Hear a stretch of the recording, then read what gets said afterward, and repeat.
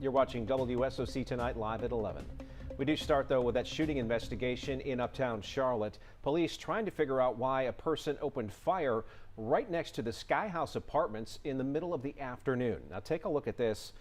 Police out there with more than 30 markers on the ground showing bullet casings and other evidence. And take a look at this red car. It's at the center of the gunfire. We found several bullet holes in the back window and a large hole in the rear driver's side window. One man described how quickly it all happened. I ducked down into my passenger seat. A group of shots rings out, glass breaks immediately. Here's a look at where it all happened. Off North Tryon Street, just inside the I-277 loop. It's a well-traveled area with landmarks like Sky House Apartments and Charlotte Ballet Academy nearby. What's more concerning is that this happened as people were heading home from work or heading out to dinner. 2 people were shot but are expected to survive. Now, we spoke to a chef who was there to help people in need. He says he ducked for cover when the bullets flew. We spoke with this chef not long after he narrowly missed a barrage of gunfire in uptown Charlotte. Concerned for his own safety, he asked we not show his face or use his name. I see a young woman in the right-hand lane walking down the middle of the right-hand lane with a large gun in her right hand. He works with a catering company that partnered with Black Love Charlotte in the early days of the pandemic to feed the needy.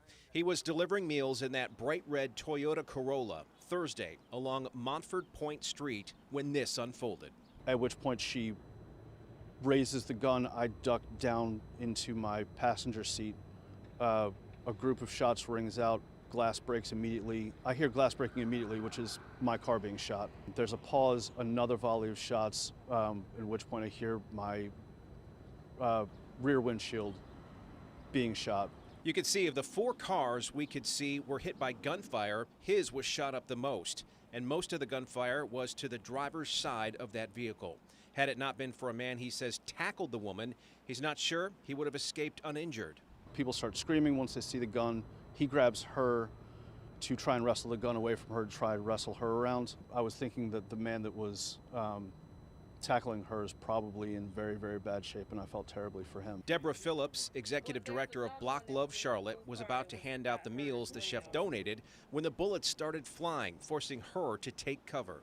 They love and support us, and to have this happen is devastating because he survived, but this is life-changing for him. This is literally a life-changer.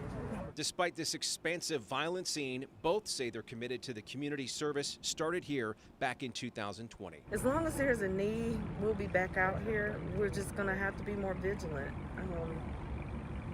We just have to, for our volunteers, for our own safety. It's one of the core pillars of our particular business, to do community outreach to help the disenfranchised, to help the homeless.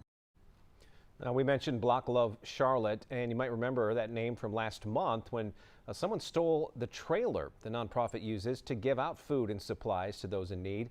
They say it was full of clothing, toiletries, and sleeping bags. Now, a local attorney donated a trailer to the group after seeing that story.